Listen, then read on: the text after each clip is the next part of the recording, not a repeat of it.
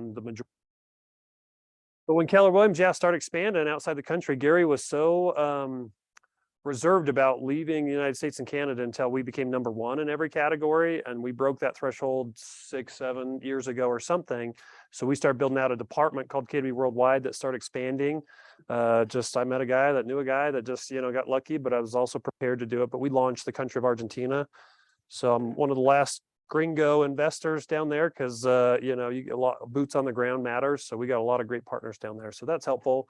But again, like I said, I wake up in the morning with most of my energy because I love real estate investing and all that other stuff, owning assets, whatnot.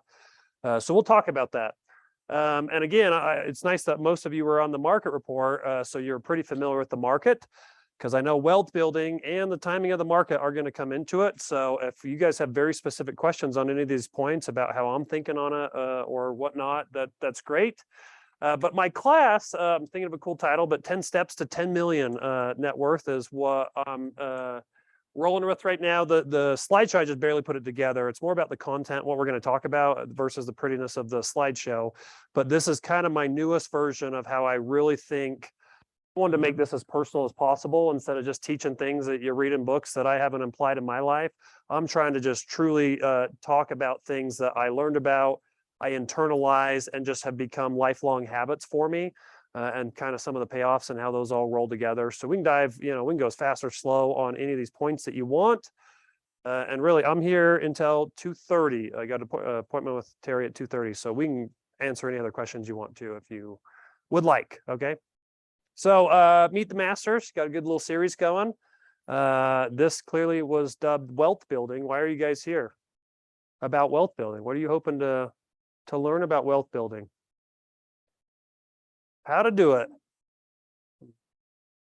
Yeah, build for sure.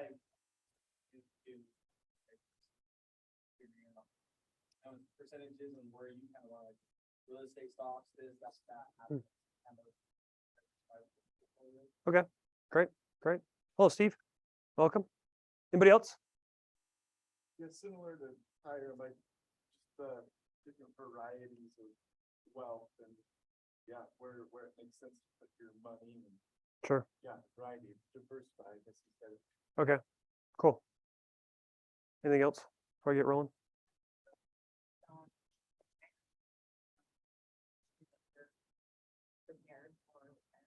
Yeah. Yep. And again, even with the market getting a little funky, there's a lot of, anxiety and stress or just emotions going on a little bit as we get acclimated to the new market we'll be living in for a year or so. But just imagine if you truly had enough assets or net worth that you had passive income that was paying for whatever lifestyle that you wanted right now. Like how stressed would you be? Zero, right? And some people are farther along than others on those journeys. But again, I think I'm one full cycle away. We got to get through this recession, all those opportunities that come on the other side. Like I'm just going to do everything possible right for it. And even a lot of my projections, I'm like, boom, I'm like 1, 5, 7 year cycle away from having that stream of, passive income, So part of that is you got to just take these cycles and waves as opportunities. And yes, like it gets harder as a job, we go in the recession. And I was talking to a group of you, but sometimes it is really hard for me to just even have some goals for short time periods, like 6 months, 12 months, just to like preserve, not go backwards, survive a little bit, simplify my life, get back to the basics, get my skill set back honed in. But again, every dollar of capital, whether it's equity, cash, or whatever, that you guys are preserving to come to the opportunities on the other side of this, that turns into $10, $20, $30, the multiplication of that in the upswing is incredible. Every time you drop 10% as a market, the next couple of years, whether it's stocks, bonds, real estate, or whatever, and even in a couple of years, they rebound, get all that back and go another 20, 30%. So it's just a great time for you to just simplify and get rocking and get prepared. So I'll use the whiteboard. I don't have a ton of slides, but I just want to introduce you to this, and then we're going to go one by one and kind of talk about it. I'll talk about my journey, kind of how I accepted that, and if you have any specific questions, what else, on balance sheets or any of that stuff, we can talk about it. We're going to talk about just committing to mastery in a job. We're going to talk about growth, your mindset, reading books, number 3, delaying lifestyle. 4 is just total money control, understanding, you know, even 5 is cash management. Number 6, streams of income. 7 is just ownership, net worth, passive income, insurance, protection entities, tax planning, buying real estate, cost segregate, and then 10, build wealth, fall plan, and plan your legacy. Cool. So let's talk about it. Number 1, commit to mastery in a job. Think bigger, raise income. I think that's my number 1. Master your skill before you get on the next, because I mean, if you want to like juggle 3 things, you can be mediocre at a lot. If you're not good at one thing, then you're gonna suck at everything. Yeah. I loved. I found this. I was just googling a bunch of stuff, trying to find a graphic, and I found this, and it's so true. It's just we become a culture that has rewarded dabbling and committing to mastery and change your life, right?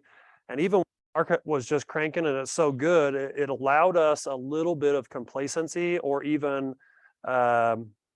boredom kind of creeped in. So we started trying to chase things with our attention. I've heard our realtors have a more side hustles, or, you know, they're trying to do this or this or this, which was just really distracting them from just crushing one thing, becoming the master of it for whatever time period that you need to be masters of that. Because I truly believe when you master something, all of the biggest opportunities are lying on the other side of that, you know. And one of the hardest things is trying to say no to something that's a good idea, you know, or a good opportunity or whatever. You have to commit to that.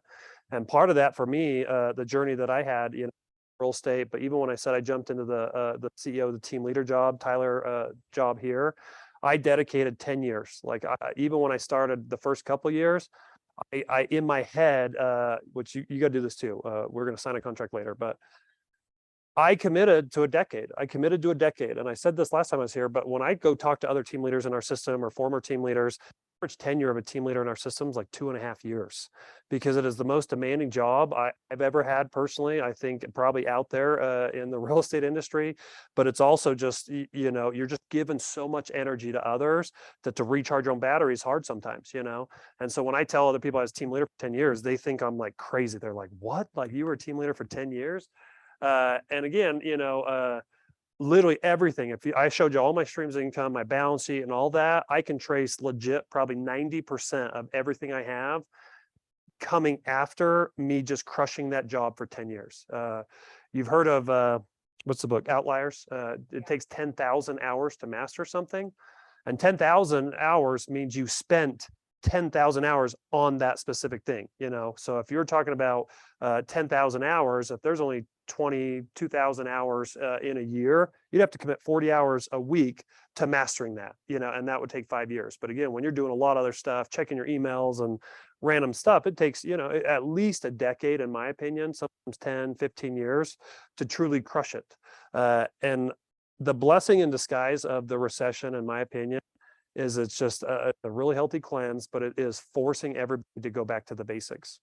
And part of that is, number 1 is, you know, it felt a little bit as, you know, we were just taking orders from buyers and sellers and putting them into the system, and it didn't require as much true sales skills and communication skills and stuff like that. I haven't heard virtually any of our agents talk about, you know, embedded commands, tie downs, you know, a lot of the NLP, neuro linguistic trainings, you know, that type of stuff. So like you're going to see a drastic increase of focus of our agents getting back in truly learning the art of sales versus just like living the motions of a real estate person. Okay.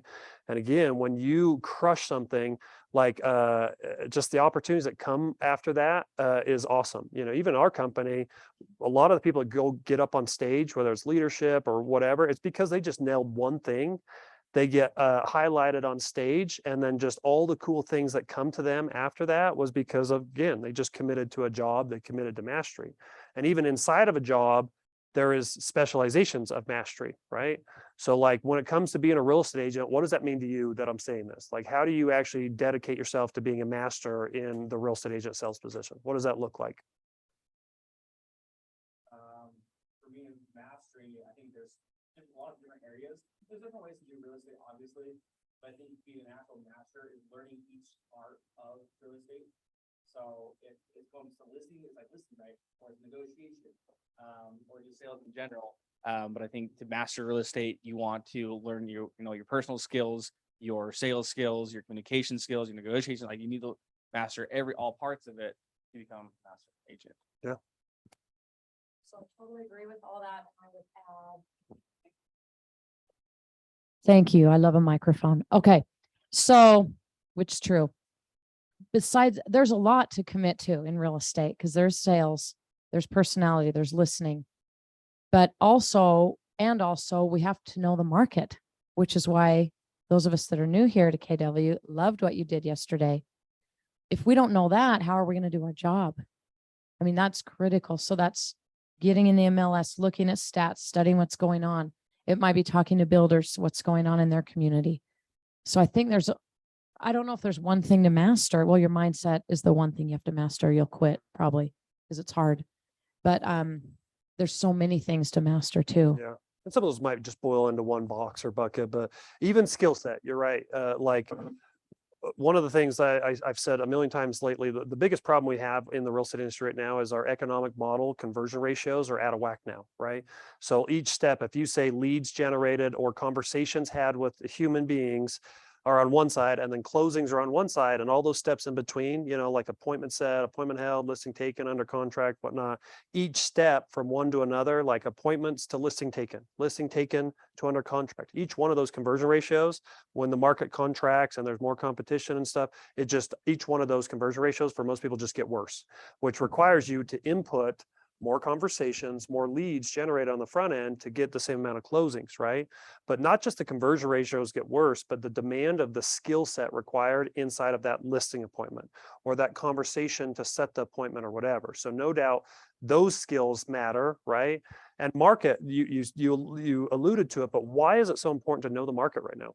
What is that giving us info to do? Sell homes? What specifically? Know how to list, Know how to list? know where to list, marketing techniques, strategies. No longer can you just list a home for what you think comps were 4 months ago and get that same price necessarily. So Yeah. say skills to actually list and sell the home properly. Helps us to educate our clients or Bingo. Yep. Educate our clients. Yep. Anybody else? I'll try to repeat the short ones. I was with Robin on a Zoom last night and we were doing a CMA and I was sharing that I don't do my CMAs the same at all anymore. I don't look at under contract. I don't look at sold. That's yesterday's interest rates.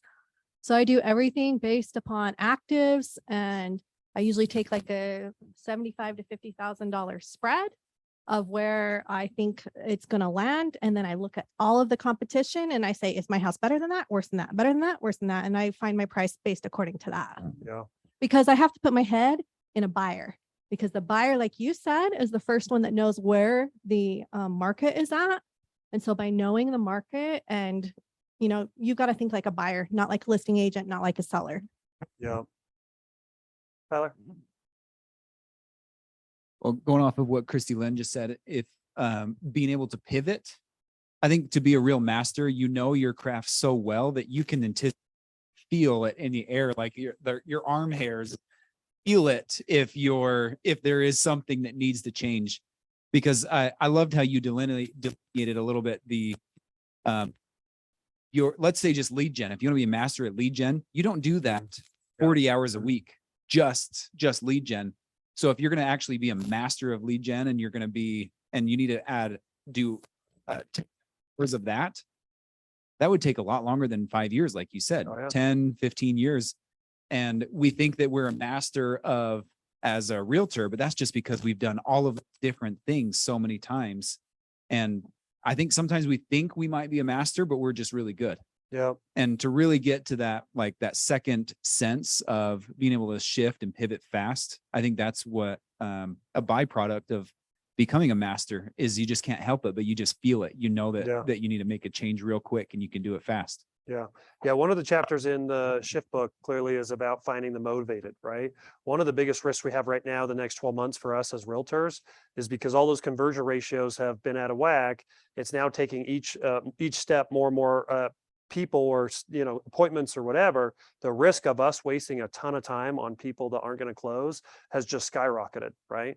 And again, even listings, if you saw the market report yesterday, when I grew up in the recession, it was 35% of listings ended up selling.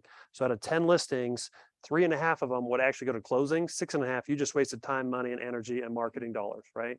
And same thing now, that's the scenario. And so part of it is you have to be more and more and more informed so you can be radically honest with your clients to truly help them have the best information to make the best decisions, and really the last 3 years, the skill set required in a listing appointment has gone down. And even like, it's not necessarily been a presentation. It's been just an overtaking, like, what do you want, seller?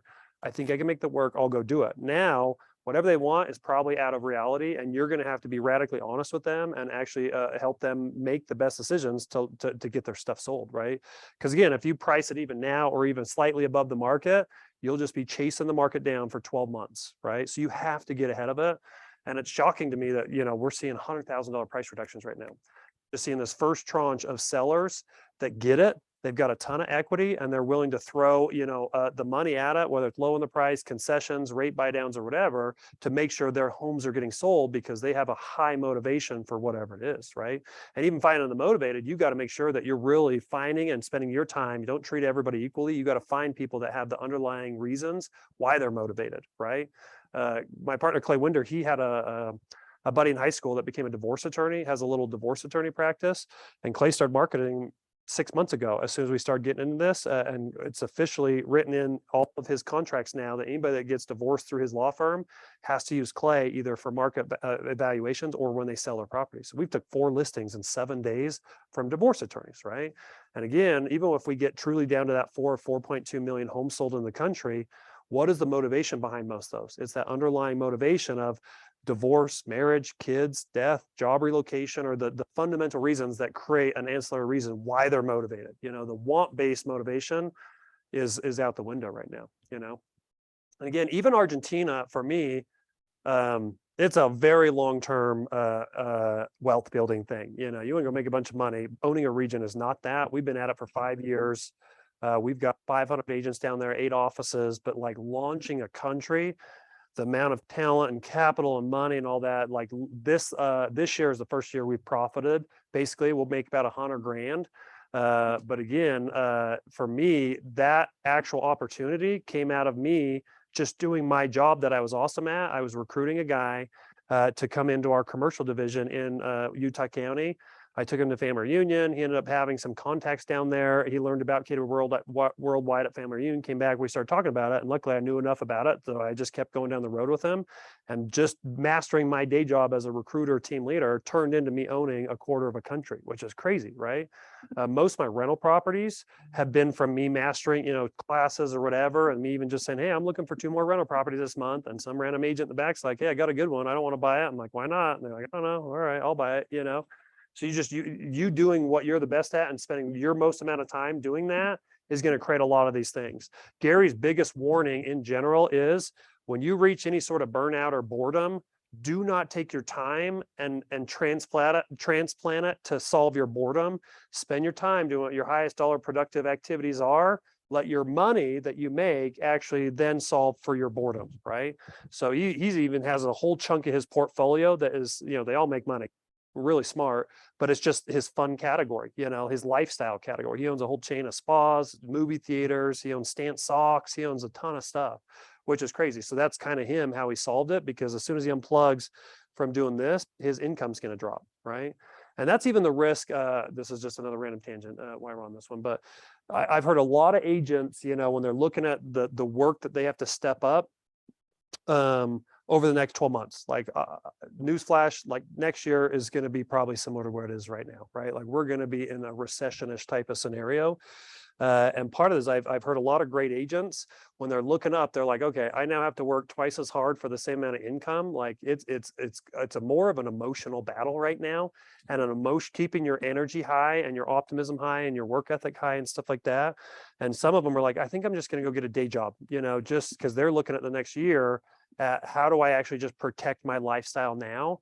And I'm like, I get that, like you're looking to go get a $70,000 job that's going to come in and actually insulate your lifestyle now versus you having to work harder or even be more aggressive on cutting your expenses. And I'm like, that makes sense for the next 12 months. But what you're not seeing is on the other side of that, you're basically stepping out of your real estate business for 40 hours a week now. And the loss of 2024 and 2025 and 2026, that 70 grand would, if you would have stayed focused and just, hunkered through this, that 70 grand would have been 300 or 400, So what's going to happen is the market's going to start going back up. You're going to jump back in and you just had to restart your engine of your database, and the agents that truly you're fighting for market share right now, and that you're not going to get totally rich right now, but that market share is what, when the market expands, that market share, even if it stays at 5%, it might be 200 homes now, but it's going to turn into 700 homes, and I didn't realize we did that as a real estate team until now, to be honest, because we did the work 2011, 2012, 2013. We were trying to do everything right. Everything felt so slow. We weren't like rolling in the profit. And then 2014, 2015, 2016, 17 or whatever, because we had established a base layer of market share, it just kept coming, it just kept coming.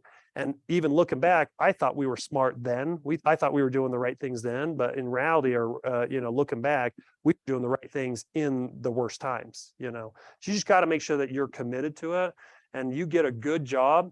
And even selling real estate, I tried to maintain that stream of income.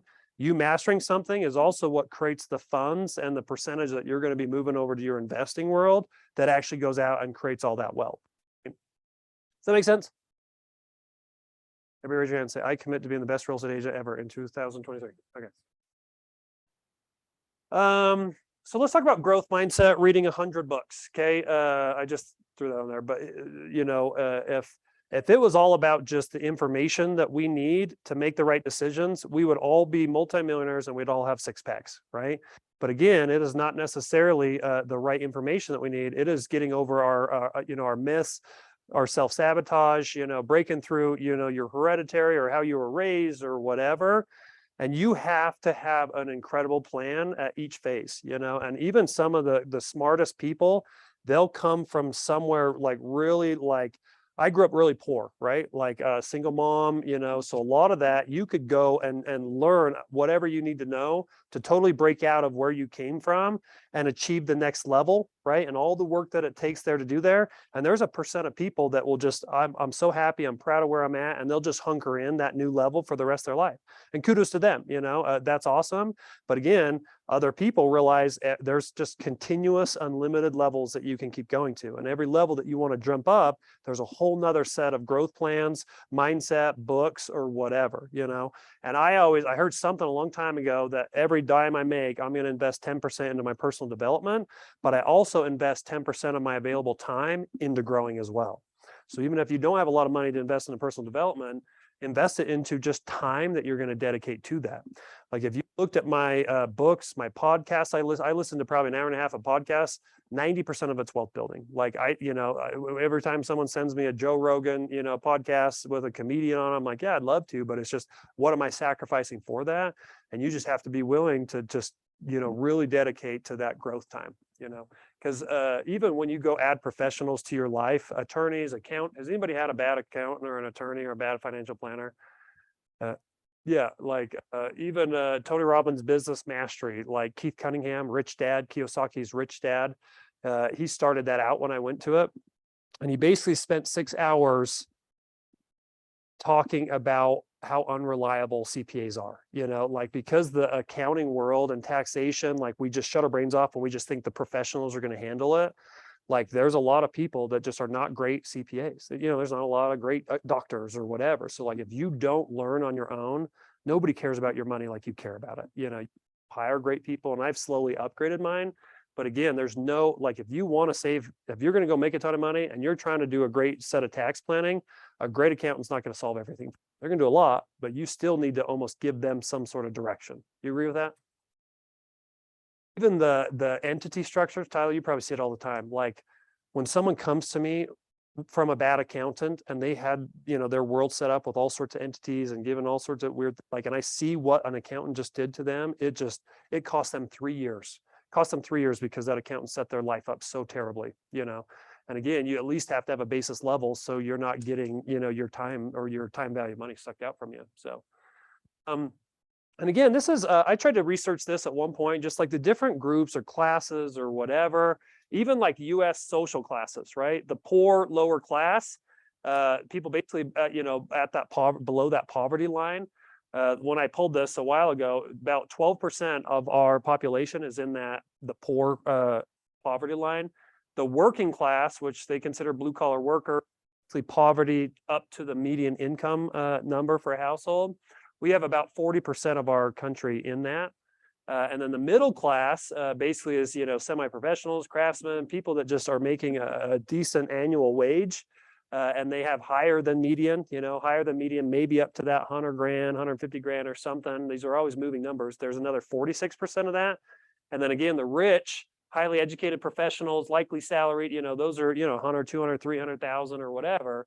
And then really even the super rich is the class they call it, is the upper class, is 350,000 plus, which again, they say 1%'s in there. And this was probably 2 years ago. Clearly, even those numbers have probably gone up a little bit. But at every step, every phase of that, to me, or even like Tony Robbins, he has like financial security as the first benchmark with your wealth building. He has financial vitality, financial independence. Even Dave Ramsey has his little steps, Each step or each progression in your life requires that next level in a mindset, and even when I was in the 1, 2, class category, like Dave Ramsey was my guy, I'm like, he's the guy. And then quickly I realized, I'm like, all right, that's for that niche, and I'm on to other mentors or gurus or whatever. But most of those categories is your environment you grow up in. I saw the funniest TikTok the other day. It's like, all right, the foolproof path to get to an $8 million net worth. It said number one's wake up at 6 a.m. Like they interviewed some of the 8 million. Wake up at 6 a.m. Invest into blah blah blah. Read 100 books a year. Number 4 is inherit $8 million from your dad. Number 5. So no doubt, who you grew up with or your environment or whatever, no doubt can play into that. But still, there's going to be those fundamental steps. There's been some great people in my life that they grew up in pure poverty and now they've achieved that middle class, and what they've done for their kids and provided opportunities and stuff is just totally admirable. But it's almost like they were so happy and proud of themselves that it actually starts shutting off their growth mechanism. And now they're kind of just there, their next ceiling is right there, where they totally have the same intelligence, skill set or work ethic to learn the next things that are going to break through that ceiling, and that's something I just understood, that like my growth is lifelong. Like you always have to keep going. So if you read Cash Flow Quadrant or Rich Dad Poor Dad once and you're like, oh yeah, I've read a bunch of those books, great, all right, now keep going, keep doing it.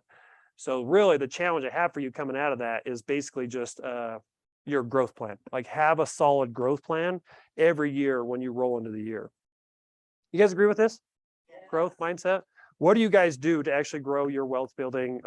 Obviously there's books, right? There's books, there's a lot of podcasts. What trainings have you been to? Like what actually has taught you fundamental financial literacy at a high level?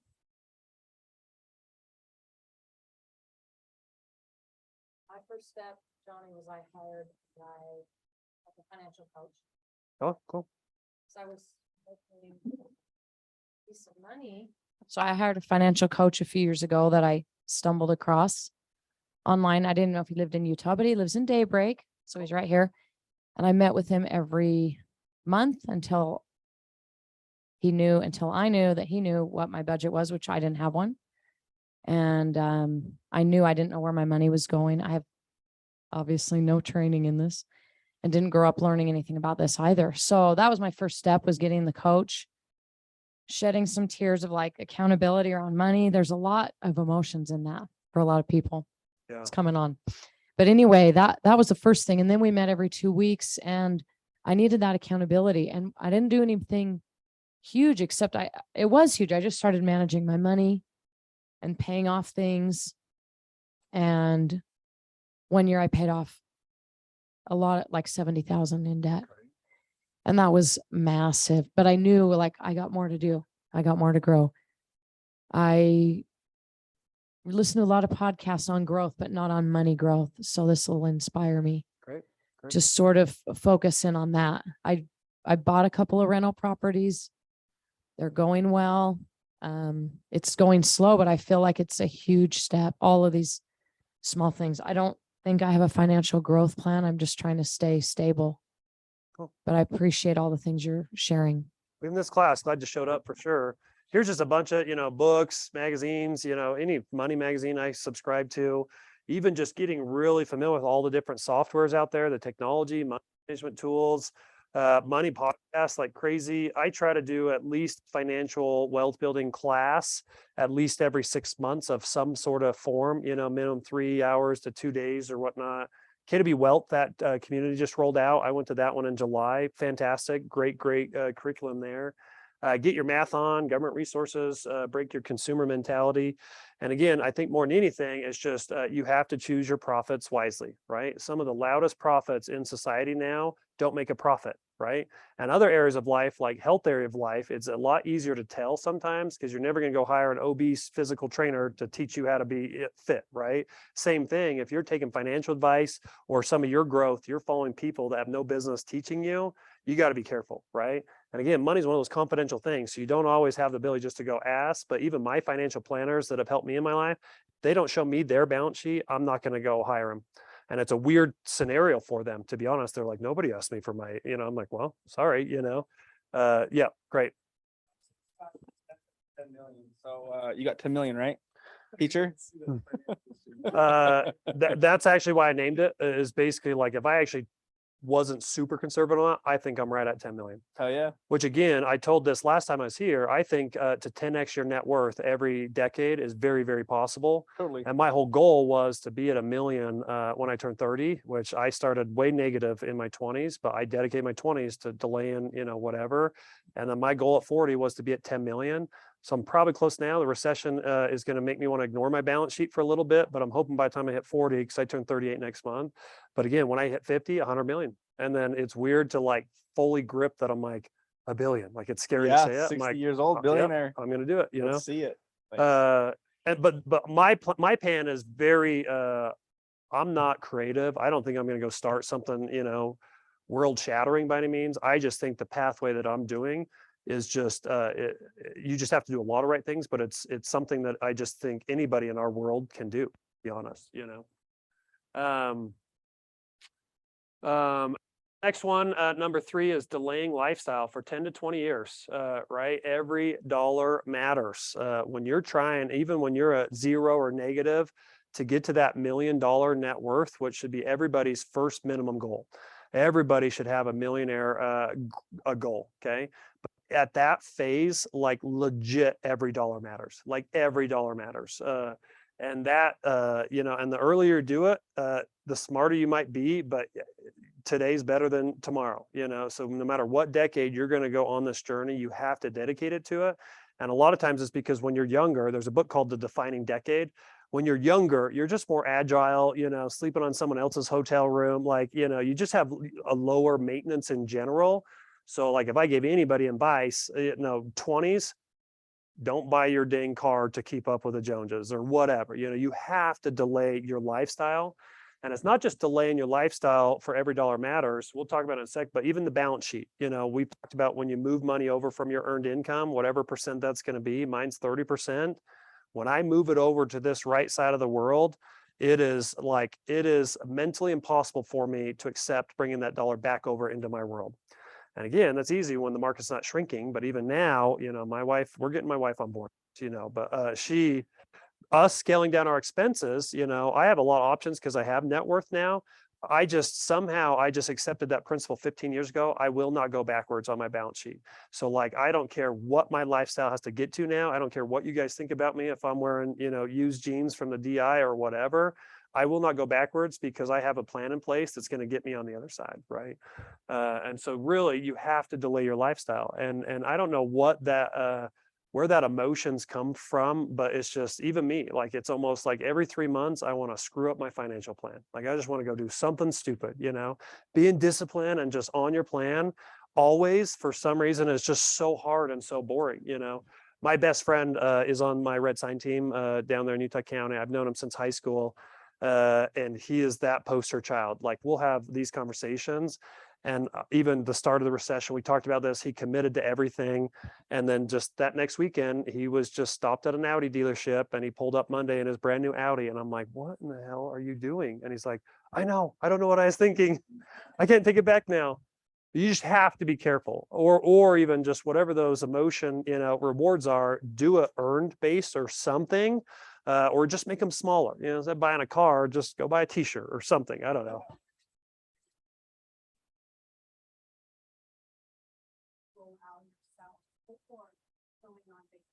Yep. So that's actually number 5. So we'll get that. I'll go through all that. Okay.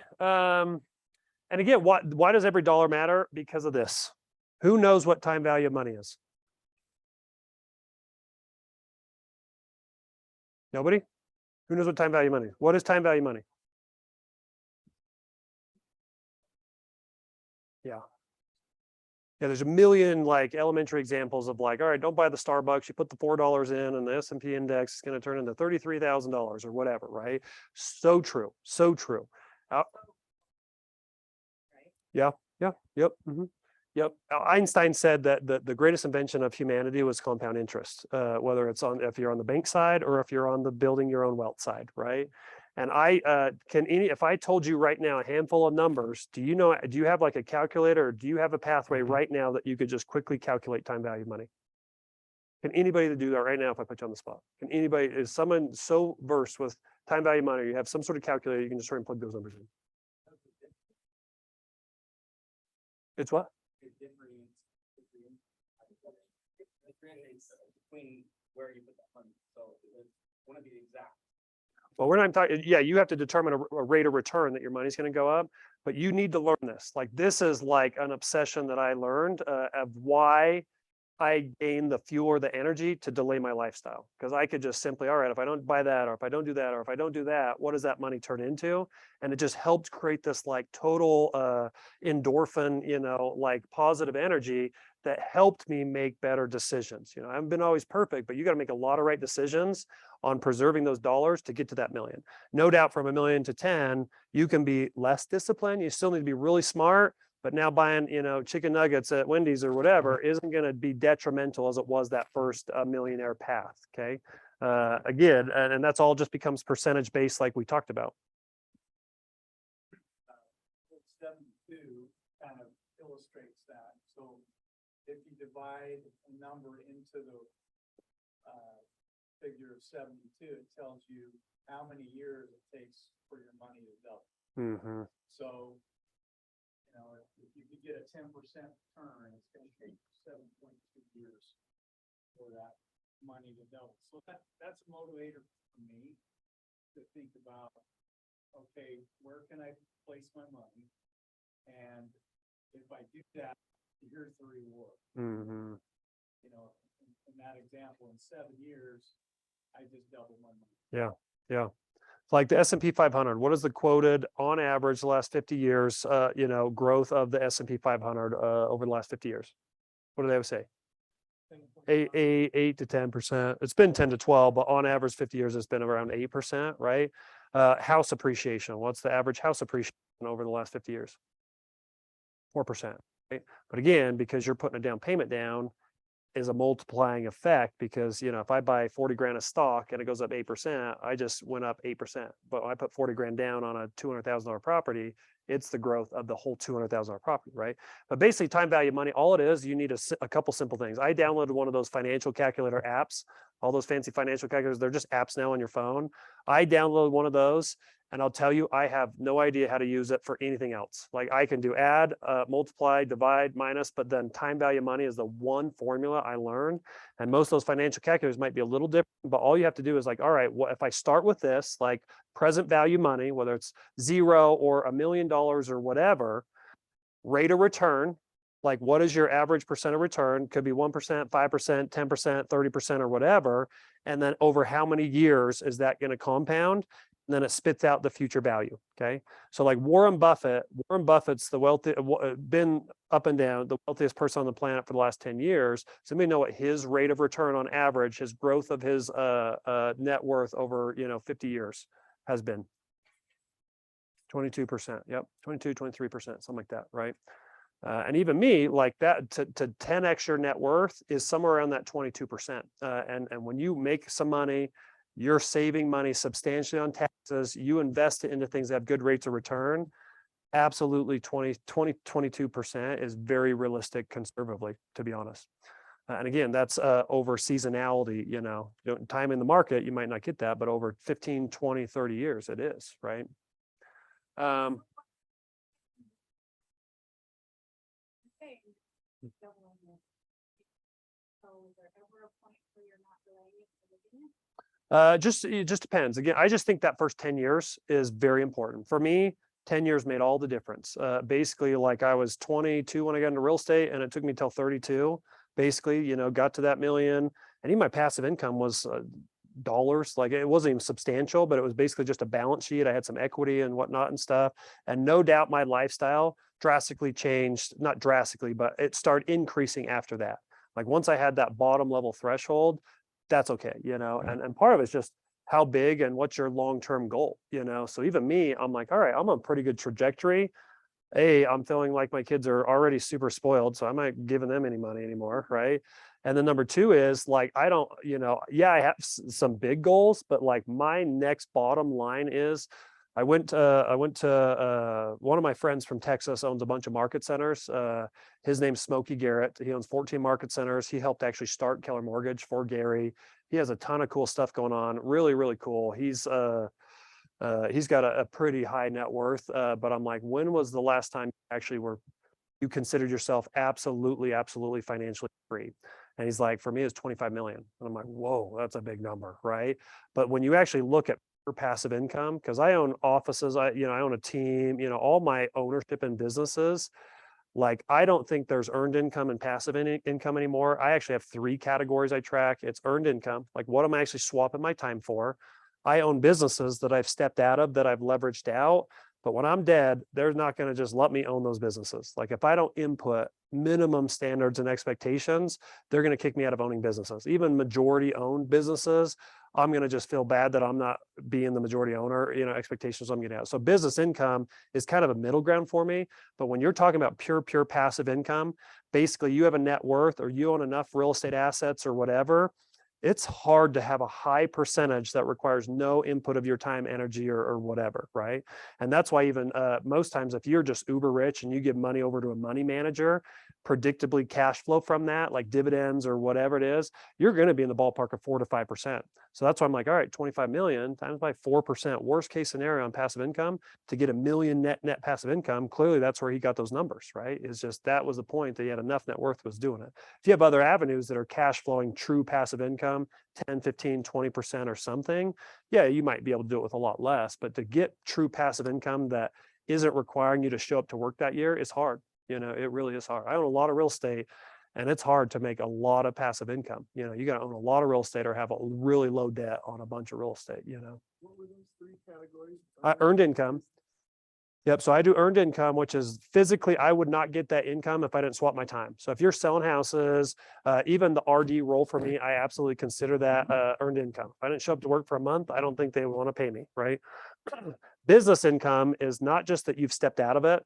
Like if you just have a transaction coordinator, that's not stepping out of your business, right? Like that is, if you follow the org chart of the MREA, you have a level of leadership, and then you have the people that are actually, you're insulated from that. So I still get pulled in, but that's the level, it's I do, we do, they do kind of concept, or, when they do it or their people do it, that's when you end up with an empire. So on my team, for example, I have a layer of leadership. On the org chart, I'm still like considered CEO, but I'm trying to even like create enough opportunities that they kind of are the CEO in their director positions. But I have a director of lead gen, director of sales, and a director of operations in my team now that are full-time leadership. So they themselves are not actually selling into real estate. And then we have our layer of agents. We have 15 agents on our team. So anytime there's agent challenges or anything, they go up to that layer of leadership. So it is very rare that it goes up to me. But if I just disappeared and didn't show up for even a couple months, like that's where that, what the heck's Jonny on this? We're just working for Jonny, like you still have to contribute. That's why I created that middle category to track. Yeah. And then passive income, right? So let's talk about P&L balance sheet real quick. That will flow pretty naturally into that number 5, the cash management. Okay. Balance sheet. What's a balance sheet? Yeah, it's just like your assets, anything that you own of value, minus anybody that you owe money to, right? Any sort of debt or whatever, that minus that is your net worth. Okay. And this is a process I internalized easily 10 years ago, and I have not missed a month in 130 something months I've tracked it that I haven't updated my budget of what income and expenses I had that prior month, and then what my balance sheet is now looking like every month. I haven't missed a month where I did my own little personal financial transmittal in a long time. And again, if you don't know your numbers, how are you playing the game? You know, and most of our agents, they just they're just kind of coasting. They're making money. They might have a general sense of where their money's gone, but you have to get very detailed on this. Whatever industry, whatever, you know, anytime there's a success level, there's probably a very good example of dedication to knowing your numbers, right? And if your game plan is to build wealth and you have no idea where you're at, when you're at, or projections or whatever, good luck, you know, on having success at that. You just have to do this. I think the recession is probably the first time I might miss this, because I don't know necessarily if I want to go update the values of my properties. It's a little less fun, but I'll still do it. Okay. So that's balance sheet. Okay. And again, yeah, I've changed my balance sheet hundreds of times, but it's just all it is a Google spreadsheet every month. I know some software can do it, but I still like actually going in and putting it on a spreadsheet. Because even when you go get loans and you have to start submitting balance sheets, like having a printable version of it, but I'm always dragging and dropping rows and adding stuff to it. But if you saw my balance sheet, because you guys understand this concept, right? Here is your left side, which is your S corporation. You make commissions, comes into your business, yada, yada. And then when you save money or want to invest it, you should be moving your money over to your investment LLC. And that's where you're actually owning your assets, right? If you don't understand that, we'll have to have an offline class or whatever, but that's a typical pathway. So even if you look at my balance sheet, I actually have, and then down here is your trust, right? Where your ownership from your S Corp, your business. This is my earned income and my business income machine. So all my commissions, if we flip a house, if we do a short-term development, my ownership in KW, my ownership in Argentina, anything, any sort of business or earned income, this is that all flows into there for me. This is where I pay all my own business expenses. I pay for my cell phone. I pay for my truck. You know, that's where a lot of the tax planning can happen on your own 100% owned S Corp. Over here is where you own an LLC that you start moving your assets that are long-term ownership assets. And that's what I consider my wealth building side, right? So all my houses I own, my commercial, all that ends up on that side. And liability wise, you have to separate those worlds. If you own a rental property in your S Corp that commissions are flown into, no. Like that is creating a really, and we'll get into insurance and protection later on. But even if, and trust basically is this ownership or upon death, all that flows in. So it makes it very easy for your heirs. Even if you look at mine, I have basically 3 sections to my balance sheet. Is I actually have my S Corp section is any sort of assets, value or cash or whatever on my left side.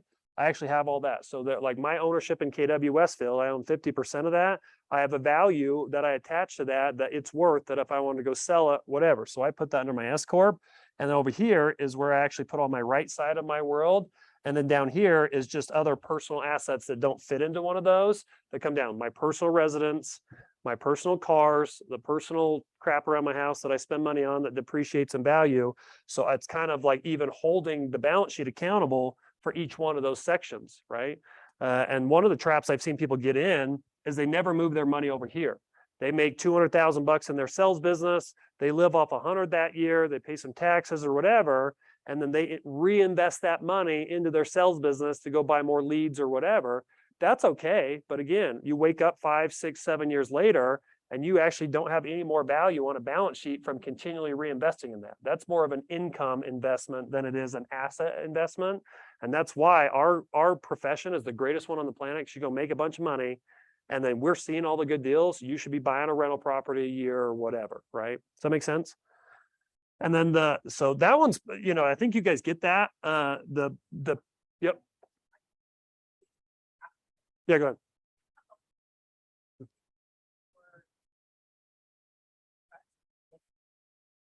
ahead. Which side of incomes? Well, how do they get to your trust? What's the path to your trust? So my trust does not exist on anything but paper. It's a revocable trust. So basically, like, it's basically a beneficiary upon death. I've been named my grandma's. It's named beneficiary. The deed of my property is actually in there. My cars are actually owned by my trust as well, but then ownership in any entity is there, but it actually is not recognized as an alive entity with the IRS, with the federal government or anything. You don't file tax returns or whatever until death. And then upon death, all your stuff flows down to that trust, unless you have a surviving spouse, then the ownership just changes to them. But upon death, all of it flows down to the trust. And then you actually have to go get an EIN from the IRS, and that trust now becomes an entity basically. So yeah, so you have to just really make sure all your beneficiaries, like your bank accounts, your cars, all that stuff, it's named that, but it's just a placeholder until you're dead. Irrevocable trusts are different. Irrevocable means once you set it up, you move assets in there, it is a living organism, and you do not have the control to go move those assets around like you did in a revocable, because it basically doesn't exist. And the whole power of an irrevocable trust is, now that it's put in there, a lot of the gain or step up in basis or whatever, that growth actually just grows in that, and you never pay taxes on it because you actually moved it into that irrevocable trust. Like the best example is Sam Walton. Sam Walton, when he created Walmart, upon death, his value, he was the richest man on the planet, had he actually owned all those on his balance sheet. But early on in Walmart's history, he had 4 or 5 kids, something like that. He actually created an irrevocable trust and moved the vast majority of Walmart as shares into those irrevocable trusts.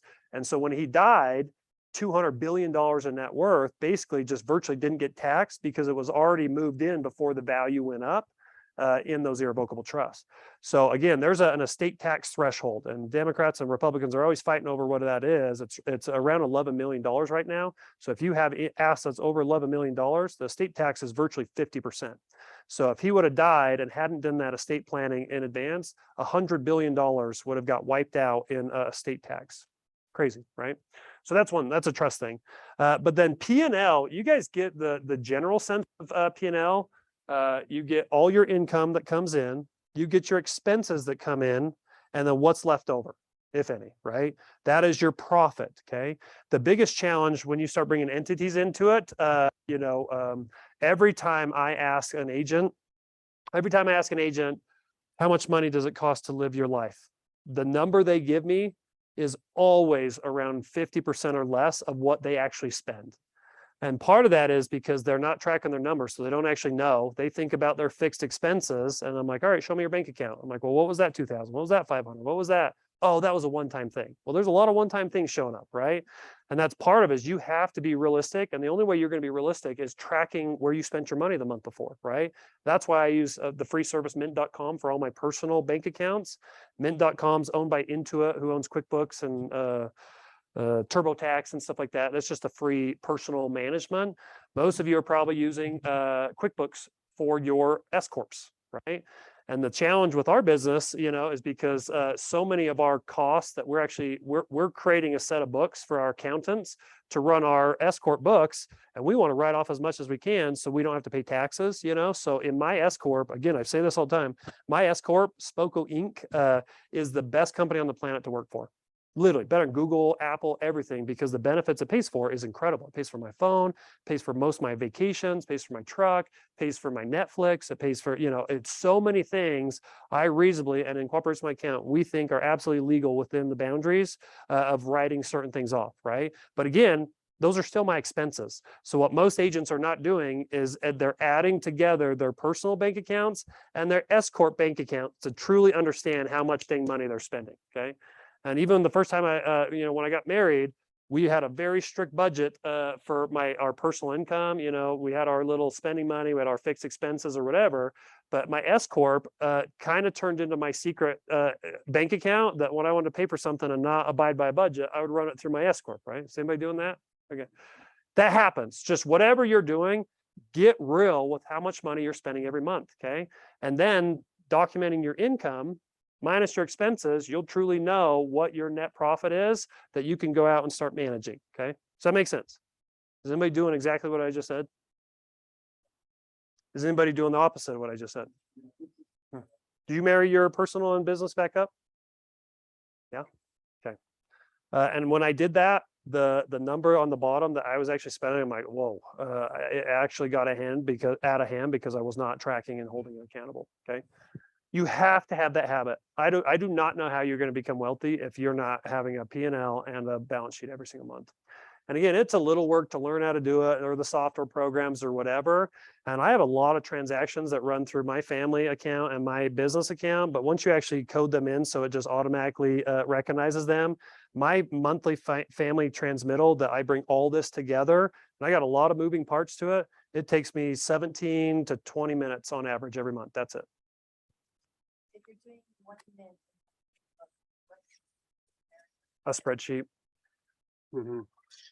Because again, I don't want my personal bank accounts with, grocery shopping being incorporated in my QuickBooks, because then it just jacks up your books and then you run into that thing. So I have to just simply add. That's why my spreadsheet's not complicated. It's just income and then just what is the one number of expense that I marry those back up to, right? Okay, makes sense. And then cash management. This thing just kind of sucks. Like, you need to spend the time every once in a while to go in there and do the dirty work, and sometimes learn it. You might have a bookkeeper and does a lot of this, but I do think that it's still good for yourself to go in there and try to work through the equations or work through your own, because it's your money. And that's hard. Even my wife, she does a lot of personal side, I do a lot of my business side, and then we marry the two together. And there are times where I have to go through and do it as if I'm her to really understand the personal side. And I think that it just takes some time and energy.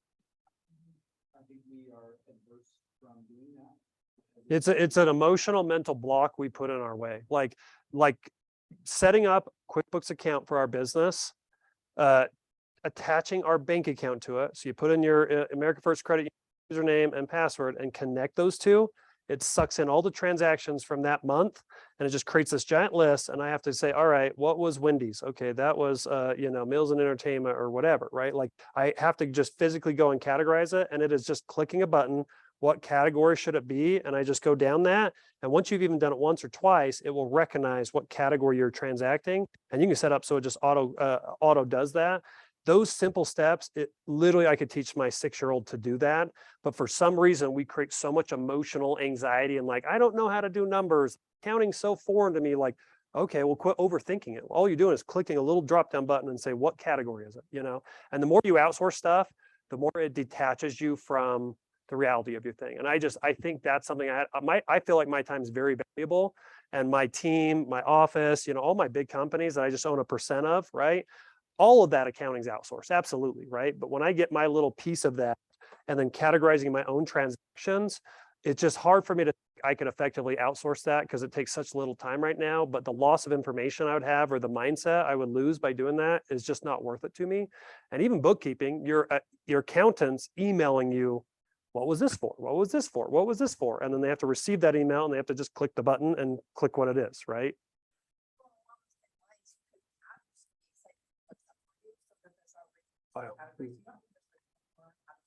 Mm-hmm. But then it's just. Yep. I agree. Okay, so what about a lot of their credit cards back? You can add any financial institution nowadays. Yep. Like maybe like 10 years ago, some cards wouldn't connect, but I'm a big fan of Marriott because I feel like their point system's great. So I actually have a Marriott business card, and then for my S Corp, and then I have a personal Marriott for my own life. And then I have a card for my wife on both of those.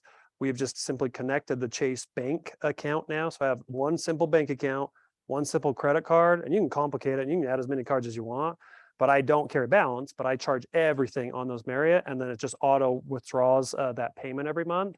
But every time I swipe my card, I can categorize what that was for. Yep. And that's another thing, because I've been doing that for 10 years and I haven't spent any of my Marriott points. And again, my lifestyle is not drastically different than anybody else's here, most likely. How much Marriott points do you think I have after 10 years of my business and my personal? Yeah, as long as you are doing some sort of activity, they're staying in a hotel or adding more points to your account over a 6-month period, they won't expire. So those are the ones that go on forever. That's what I loved about it. Oh yeah. I'm up to 2.3 million Marriott points in my account. I should have put them on my prenup. Just kidding. Okay, cash management. Okay, now let's talk about money. Okay. What are the big buckets that you should? Okay. So you guys know already Gary's 70-30 discipline.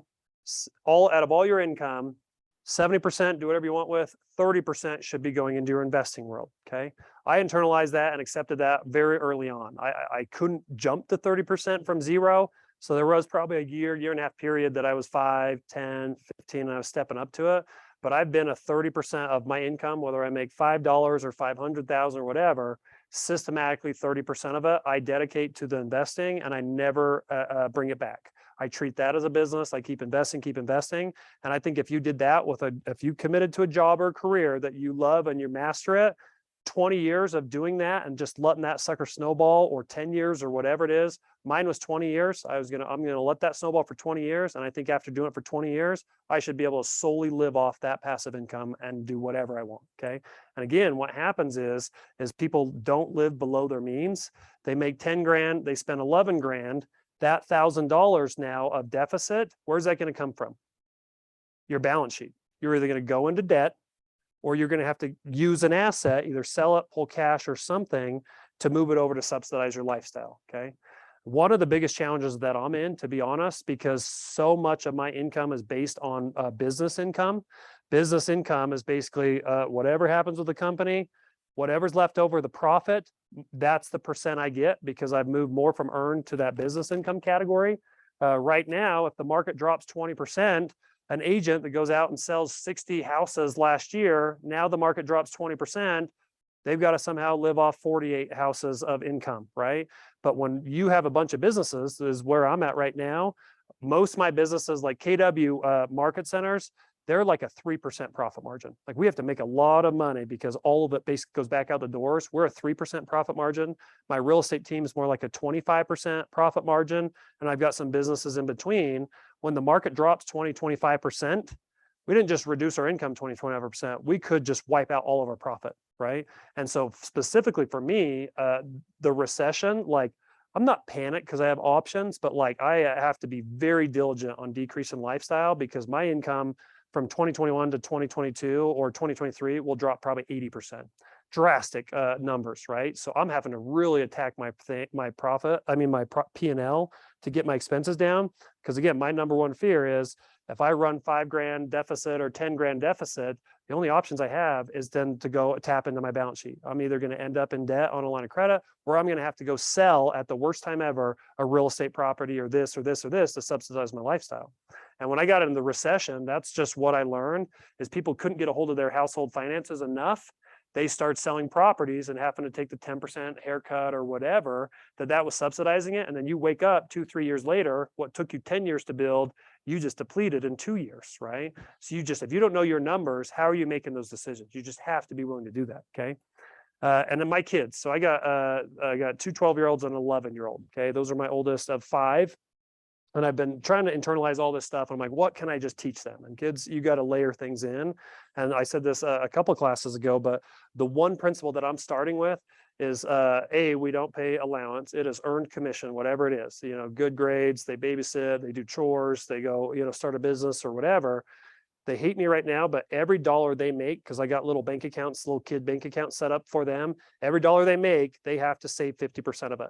So that sometimes even like, I don't want to do any work because you're just going to take half of it, is what they say. But I'm like, if they can learn up until 18 and somehow just be conditioned with that every dollar they make, they won't have the slap in the face when they see what taxes are on their first paycheck, right? When they go work at Wendy's. But number 2 is it hopefully is training them to save or invest or whatever, right? So minimum for me, and you might have different buckets, but it goes different depending on what my goals or strategies are. But 50% I consider I can spend, okay? 30% invest, 10% give, 10% personal development, growth. This is any income on the top. So if I make 10 grand in 1 month, I only made 5 grand in my head.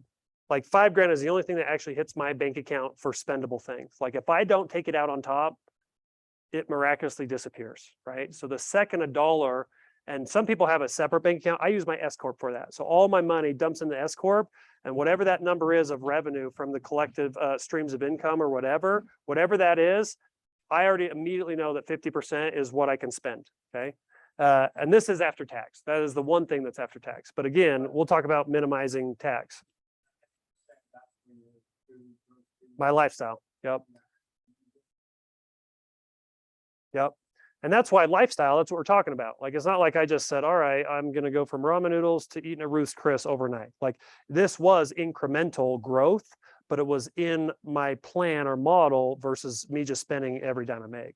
And that's the challenge we have our agents, is because we pay them gross and nobody's taught them how to manage their money. They don't know how to invest it, save it, save for taxes. They don't know how to dedicate a portion of it.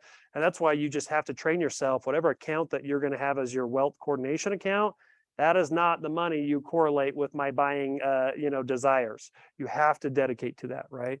And depending on any other path. But again, even investing for me early on, that 30% initially, or a portion of that, was to build up my emergency savings. But again, once you get to some sort of sustainable level of your lifestyle in savings, all of it should be going to your investing category. So, mine started out at, even Dave Ramsey, 1,000, 10,000 or whatever. But I've ridden basically on my emergency reserve being $100,000 for the last, 6-7 years. And now going into recession, I'm like, I should have probably beefed that up a little bit more. But that's savings and investing to me. Okay. Make sense? Because again, this is how Gary says it, whether human capital, you earn your money or your money makes money, either way, it's all considered income or cash flow in your life. And you only have 4 options to it. You can spend it, save it, invest it, donate it. And I'm trying to hit all those, right?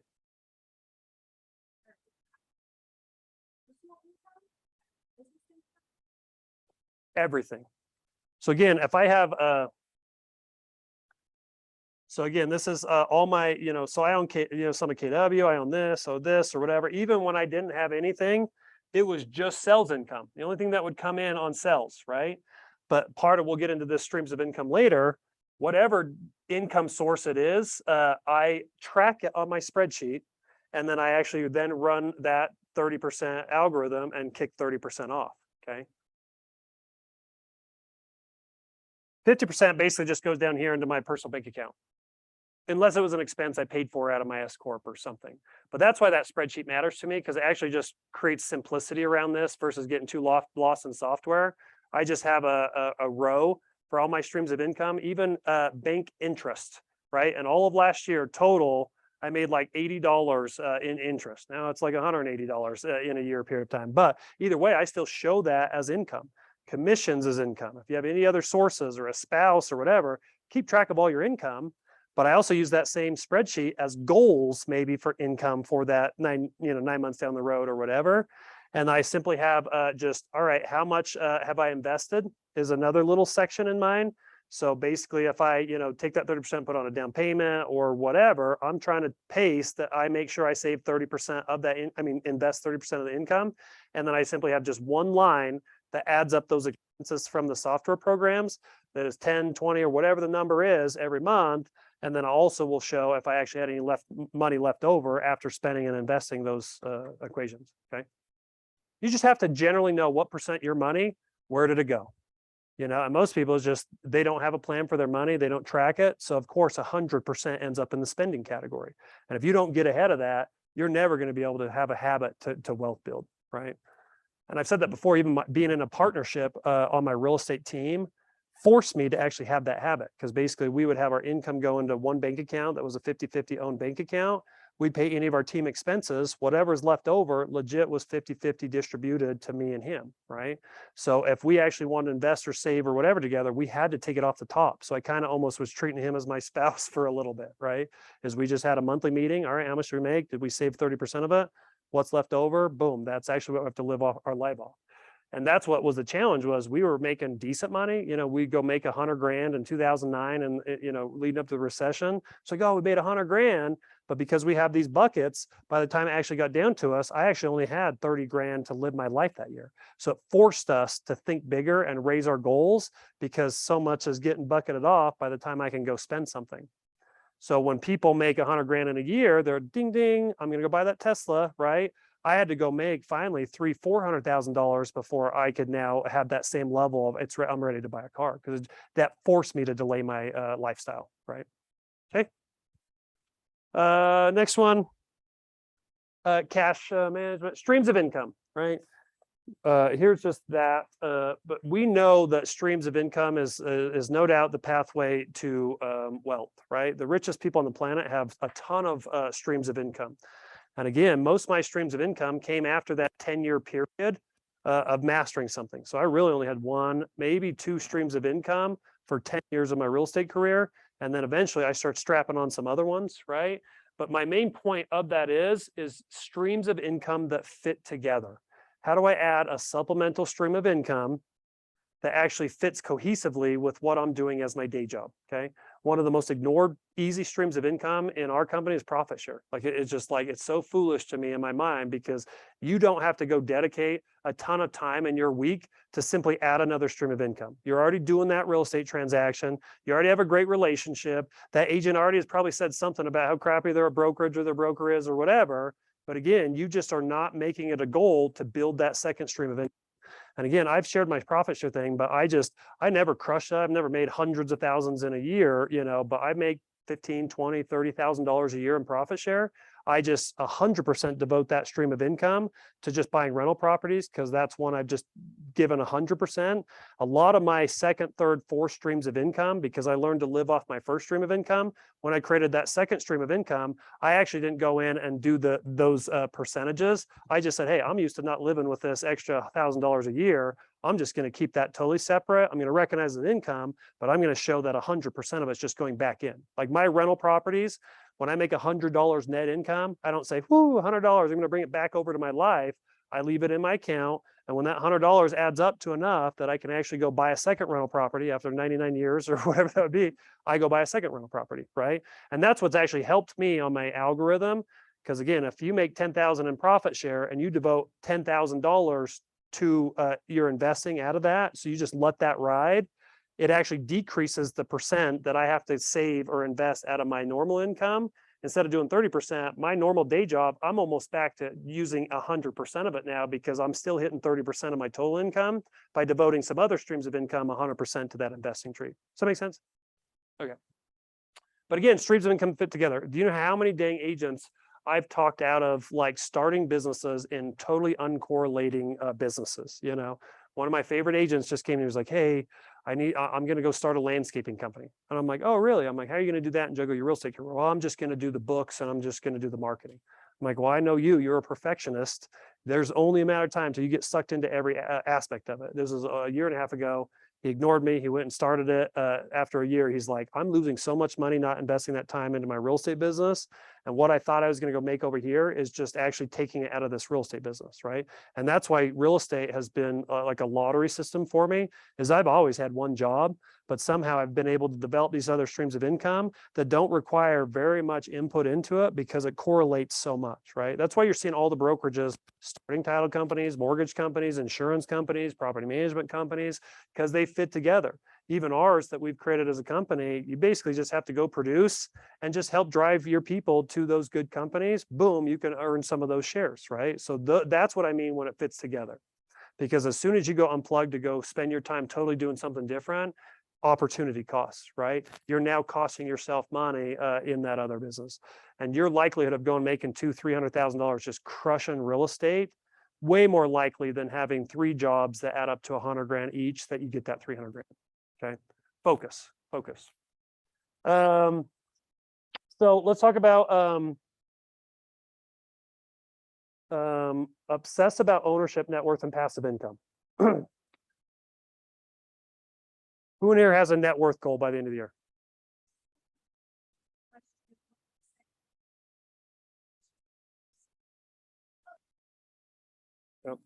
Yep.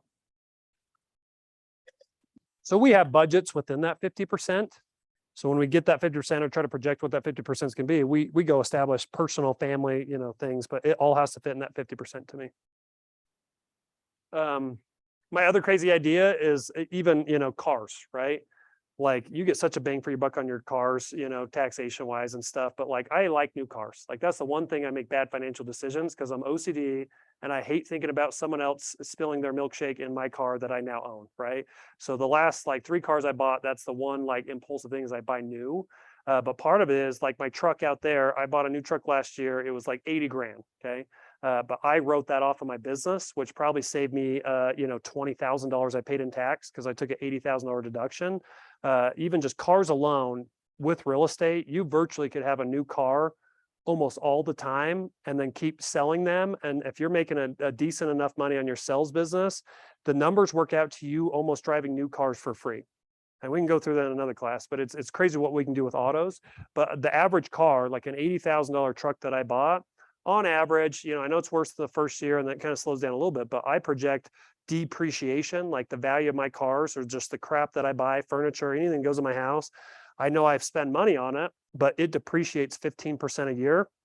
So for me, I actually want to get an LLC set up that I figure out the algorithm that basically I put enough money in there that it net cash flows me enough money, like $1,000 a month or something that is basically my net cash flow, that when my car's 3 years old because I haven't paid off, I can go trade that in, take that net cash flow, add it together, and I can go buy a new car every 3 years. So I'm even thinking about my auto or some of these expenses. How do I structure a business in a way that actually pays for that piece of my lifestyle as an ongoing investment? So obsessed about ownership net worth. The only thing I'll say on that is basically Boyd Brown did that for me. Like if you guys know Boyd, who has worked with you guys quite a bit, he loves owning stuff, and I kind of got that, from him. He was a mentor in that, but you have to just have or grow an increased desire that you like to own stuff. You like to focus on building net worth and you like to focus on passive income. What do we always focus on though, instead of those 3 things? Income level. Yep. I'm going to make this GCI, I'm going to make that. Like that's important, but you have to be more obsessed about these and just, go fight for those opportunities for sure. Yep. Yep. Exactly. Number 8, we're going to zip through these. We only have like 10 more minutes. Insurance protection and entity structure. Again, insurance. What is the whole purpose of insurance? Insurance is basically subsidizing catastrophic life events across society to make it cheaper for everybody, depending on who ends up with that loss, that overall collectively we're kind of bearing that risk burden. Insurance started a long time ago, basically when they would transport goods from England over to the colonies. If they put all their eggs in one ship, that ship sank. It was like a 25% chance or 30% chance at one point that the ship was going to sink if it sailed across. Like it was just crazy back then, right? So again, part of what their theory was, instead of putting, all of our gold in one boat, if it sunk, we'd lose all of our gold. They actually would divide up all their gold or whatever good they're trying to get here across 4 ships, even though the cost of it was more to get across. And then if one ship went down, they only lost, 25% of their value versus 100%. Similar concept, just like in every arena ever with insurance now, is we're all paying a little car insurance, but for sure Nick and Tyler are going to crash their cars next. So we're just kind of bearing their burden, right? My wife's been in 5 accidents the last 12 months. Don't bring it up, guys.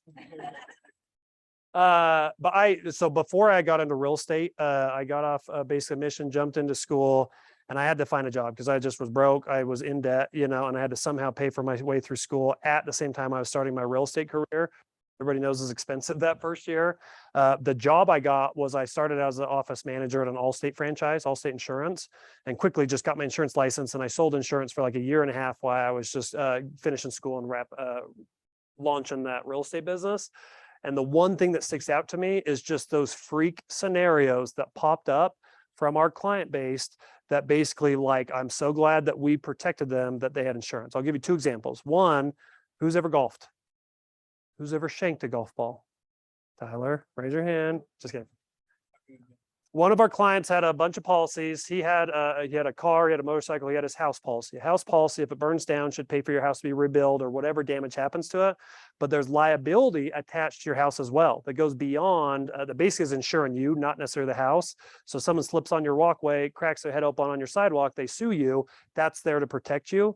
But most people don't know is that a lot of that liability insurance and a lot of policies actually goes with you when you leave your house. One of our clients was golfing, shanked a ball, hit a guy in the head, boom, knocked him down. He had to be life flighted off the golf course, just total freak accident. Life flighted, landed on a golf course, picked him up, took him to the hospital, ended up having about $550,000 of medical bills. Think that guy paid for it? No, of course. He went after the golfer. The golfer got sued for $550,000. There were some attorney fees, I'm sure, in there. But luckily, we had just barely bumped up his liability on his home policy because normally standard with companies $200,000-300,000. We bumped it up to 500 just like a year before, and it ended up only being $24 a year to bump it up another 200,000. So he got sued, 500,000. Allstate covered it and wrote a check to that lawsuit for 500 grand. So he actually only ended up coming $50,000. Another tragedy situation is a guy, we had all of his policies. He left us basically to another insurance company because he was going to save like $100 or something like that. He had his house down in St. George paid off. It was a $2 million house back then. It was like 2008 or 9 or something. Because it was paid off, he didn't have what established escrow account. So insurance and property taxes, he has to make sure that he gets those notices and pays them directly. Somehow, being just moving around, having a lot going on, he missed his insurance cancellation notice. 2 months later, his house burnt down. Yep. And again, he had sold several things to get his house paid off. That insurance company, Allstate actually probably would have covered it. They had a couple things that, like, even if it canceled, if you had 10 years with the company or something, they'll still extend it. That guy ended up having to pay all $2 million out of his net worth to rebuild his house because he didn't pay his $2,000 policy. So again, like, I know it is boring, so boring, like the legal industry, the asset protection industry, and insurance. You guys have yawned already. You will fall asleep if you're in one of those, right? And you have to pay attention because I've just seen so many good people that work decades of their life to build something unpredictable and freakish happens, and it just totally wipes out 20 years of their life. Sad, super sad, right? And asset protection, all that stuff's in there. So like, and there's all sorts of property, life, health, liability, other insurance, that type of thing. Who has life insurance in here? Okay. Probably fair. Who has disability insurance? Yep. You are 70% more likely to be permanently disabled by the time you reach retirement phase than you are to die before retirement phase. And again, I tell this story all the time. My partner, Clay Winder, who we have a team together 6-ish years ago or something, we were in like a little KW indoor soccer league. He was the goalie because Clay was super aggressive. But someone kicked the ball and he went to like get it and like dove for it.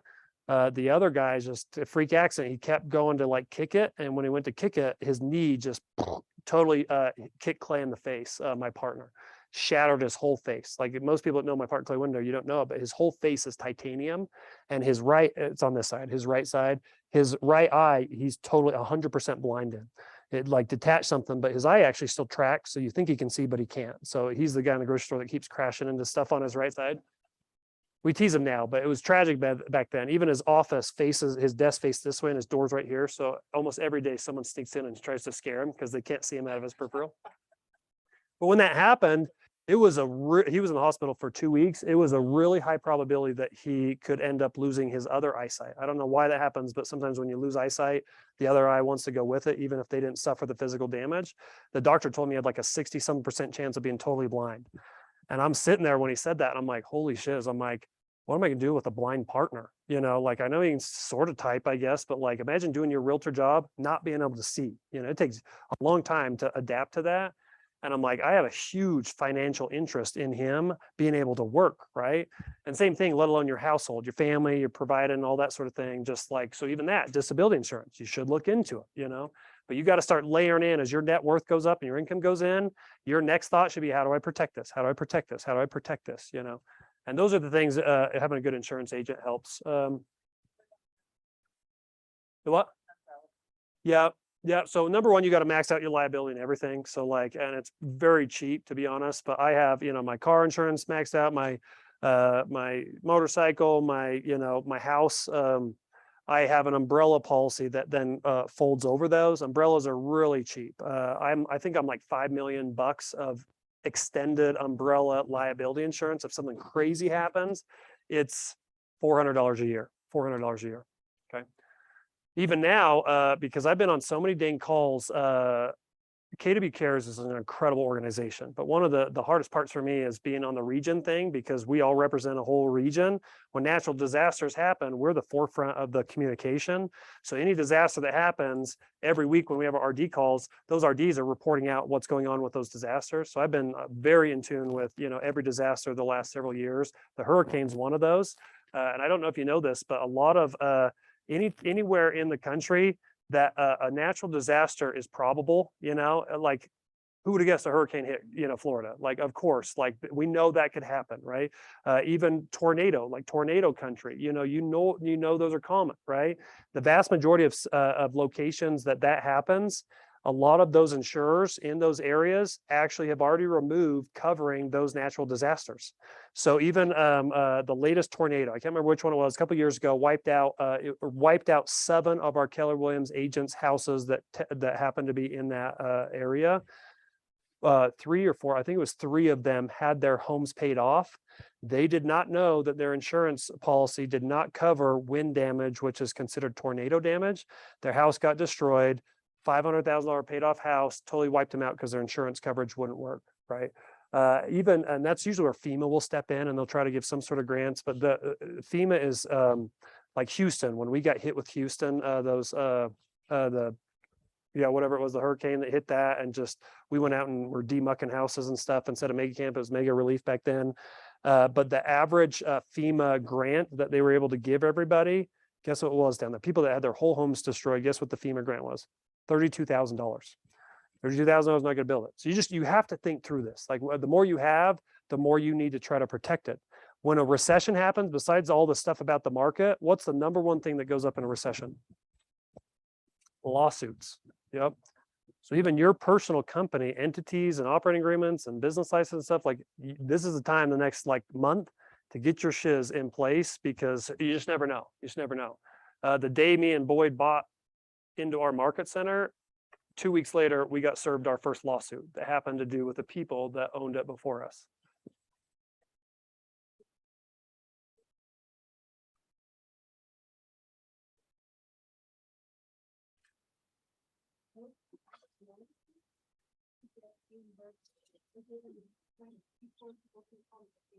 Yep. Yep.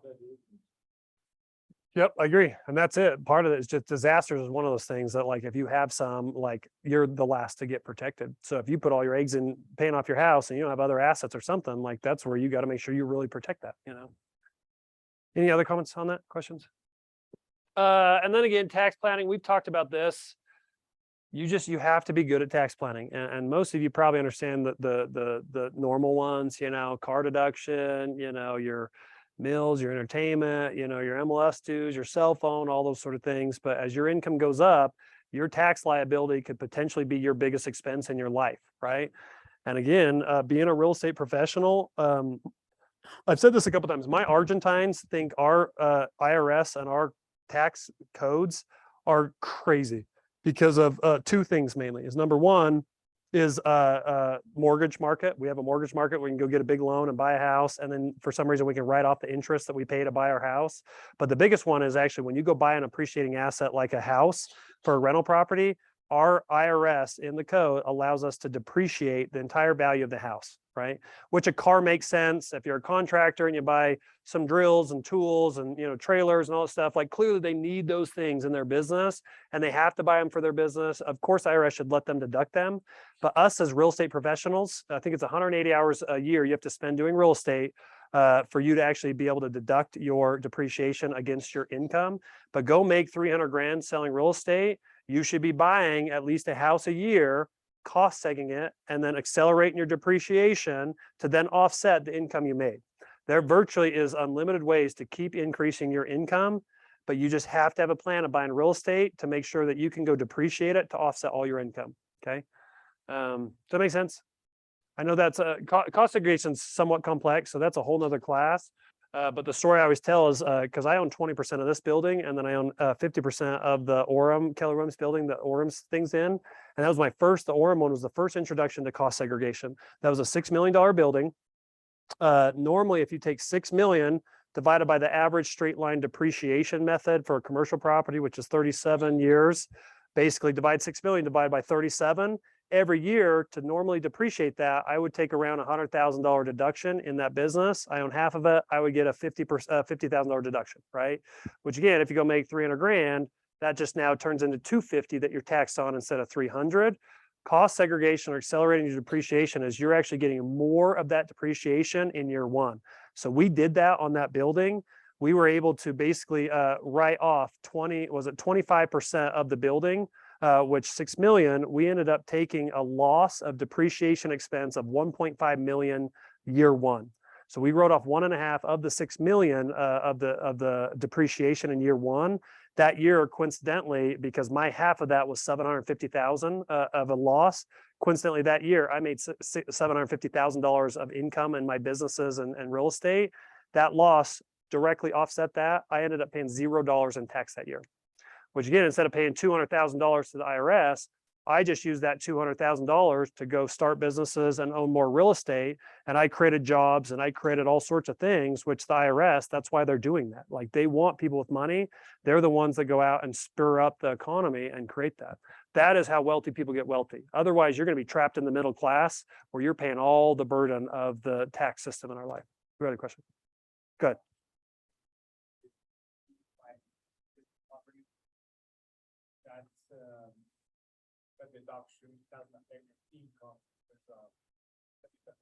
Yeah, at this phase of my life, there's not a piece of real. Yeah, I cost seg and accelerate depreciation on every one of my rental properties, whether it is a single family condo I bought or it is I'm a partner on a big commercial building. Everything at this phase of my life, I'm cost segging because I'm trying to offset income from other sources. So I pay little in taxes to get my snowball going. Later in life, my goal would be to not make any money through my job or businesses or whatever. And then I'm basically going to just be living off the passive income from those rental properties. And again, rental properties is considered long-term capital gain. It's taxed way lower and differently than you making money, which is weird, right? That's why wealthy keep getting wealthier. So that's just eventually I'll just flip the switch. I'll stop buying stuff. I'll stop making money and I'll just be able to live off my passive income from owning real estate. But now I have a job. I live off that. I buy real estate. I write off my income so I'm not paying tax so I can use more of my money to buy more real estate. And then eventually I'll just flip a switch again, which is 15, 20 years after you stop, you could be living fully off your passive income. Unless you have a trust fund, then it speeds it up, which I don't.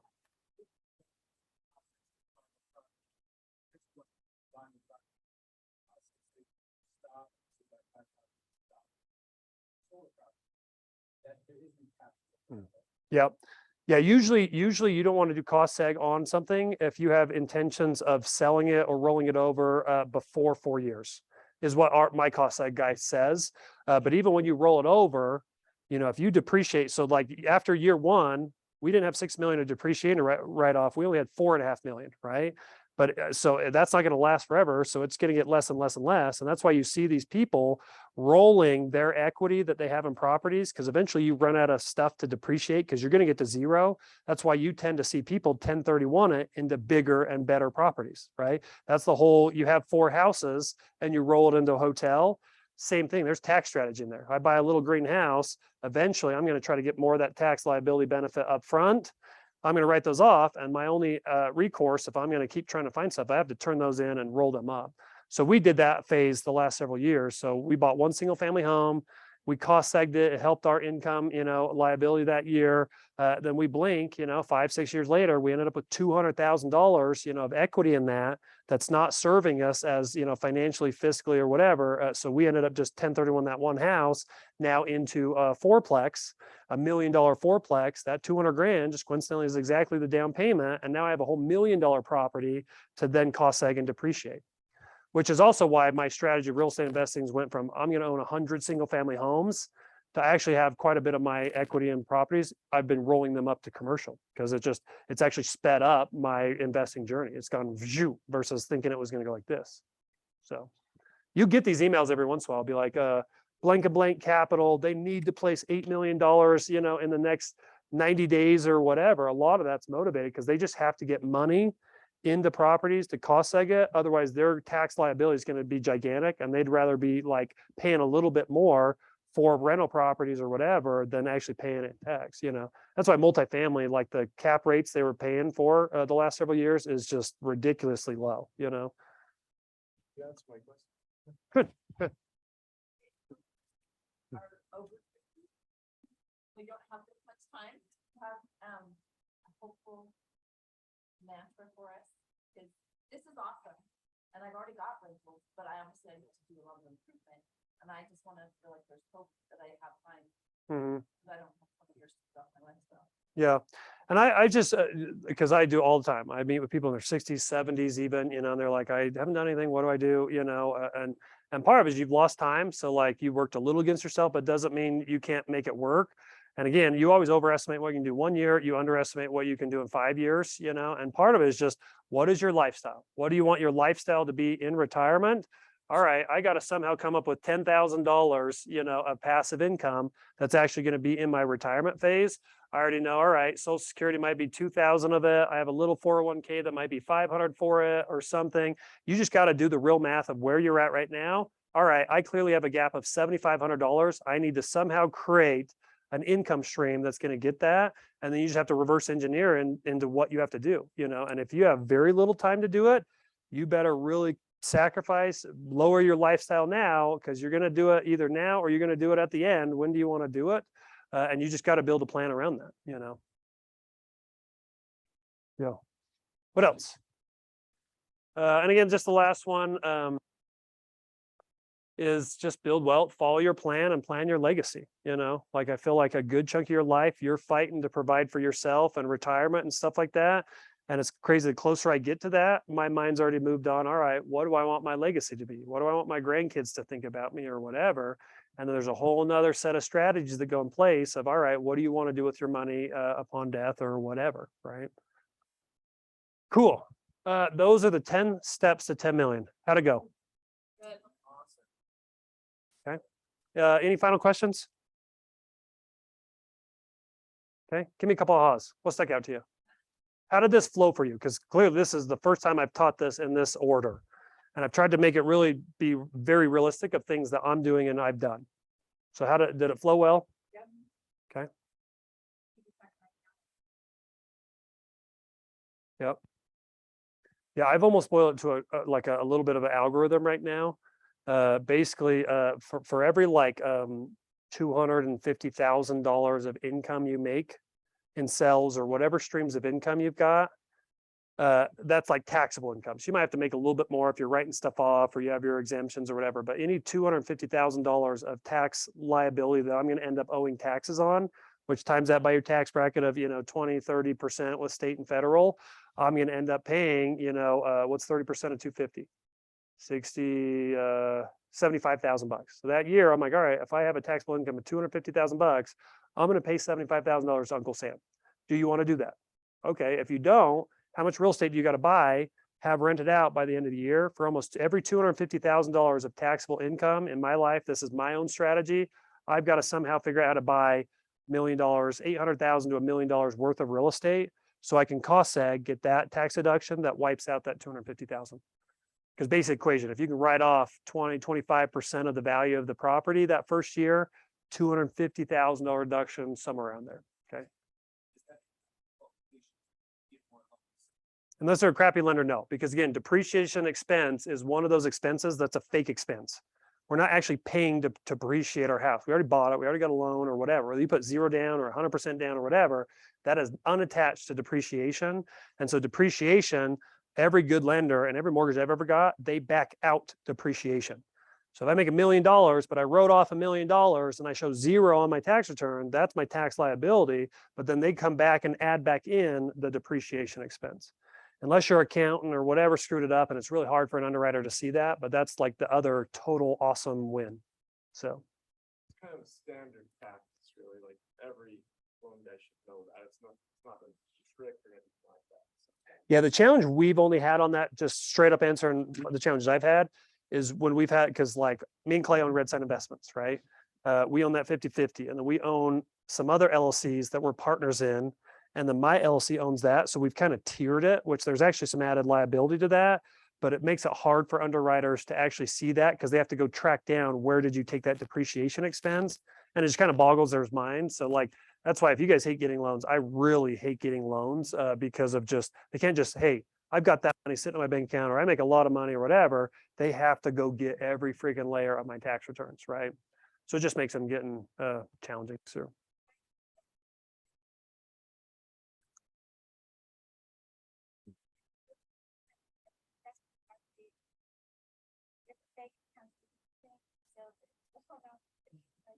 Oh, I need to see this, after this, and that, after that, and this, after the other, and, you know, it's a lot of fun. What the man said.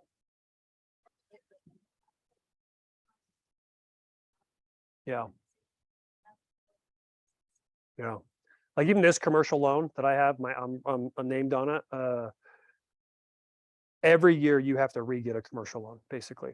Like, so I have to submit all my tax returns, all my financials, all that stuff, every commercial loan I have. So I wish I would have known that before Boyd started putting my name on stuff. But like, there's, I got 1, 2, 3, 4, 5 commercial loans that my name's on, which again, commercial loans don't actually show up on my credit report. So like, it doesn't go against my DTI because it's just a whole nother arena. But I have to basically submit paperwork to those companies every year to update my file. So I've just had to figure out how to get really good at like telling the lender exactly. So I have an org chart built out. You've seen my org chart, but I have one just for mortgage companies that I have to send them. I have a balance sheet that's like, I know what they're looking for. So I've laid it out how they want, and I send those, and then I send my tax returns to kind of help them speed up the process. So. I don't know. I don't know. I don't know what they would do. I'm sure there's all sorts of things. Like if all of a sudden you become insolvent, your balance sheet gets wiped out, the risk goes up for the bank. So they either probably have some sort of provisions to either jack up the rate or call it due or send out some warnings or something. I don't know.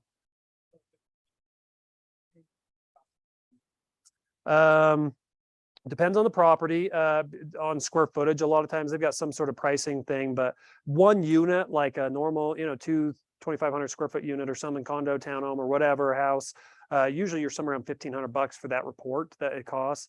A big building, I'm pretty sure back then these buildings were like 15 grand or something. But again, you're taking a $750,000 deduction, so it's somewhat proportional. What was square footage? Okay, cool. They gave him a worse deal.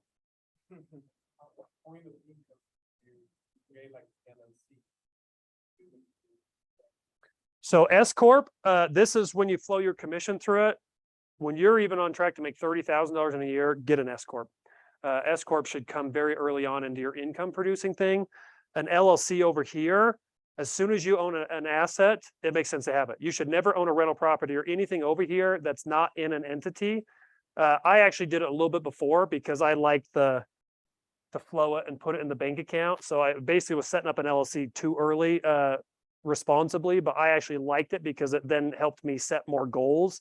And then I put cash in there, and then I bought the rental property like 9 months later and put it in there. No, I did not, just like mindset wise and actually treating that like a business. Same thing with I've told these guys, but my profit share, like I actually set up a business, like an entity that my profit share goes into an LLC. And then basically when I had enough for down payment, I'd buy that rental property inside the LLC. I'm up to my second rental property in there. So sometimes that entity is just, I'll set it up early just so I start getting used to treating it like a business with a business plan, financials, all that type of thing. Yeah.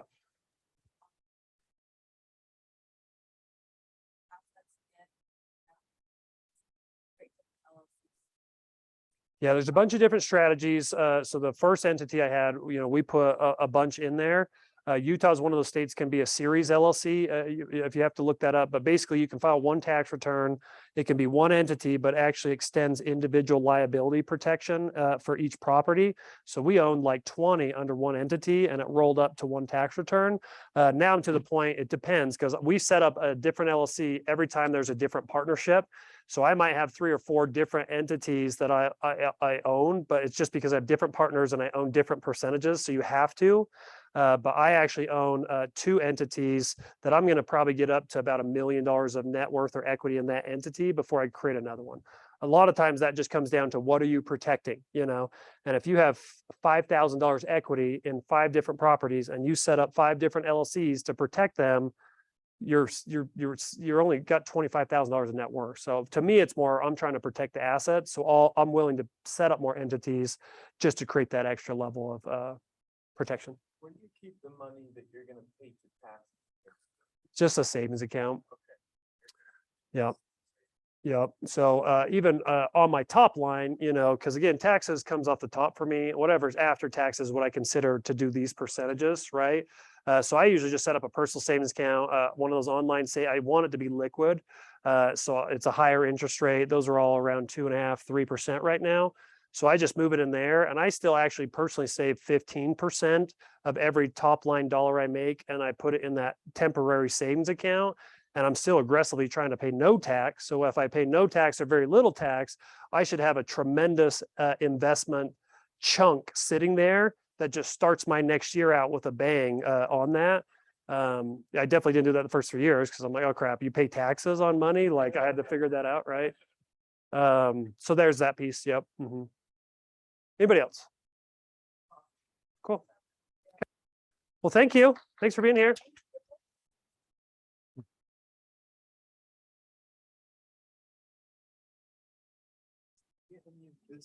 Like the core or whatever? The core? Yeah, have you heard, they do realtors and loan officers. Oh, core CEO? Yeah. I don't think so. I'm part of the Utah County Board. Mark Kohler, Oh, okay, yeah. Matt Sorensen, they're awesome. They're a couple dudes that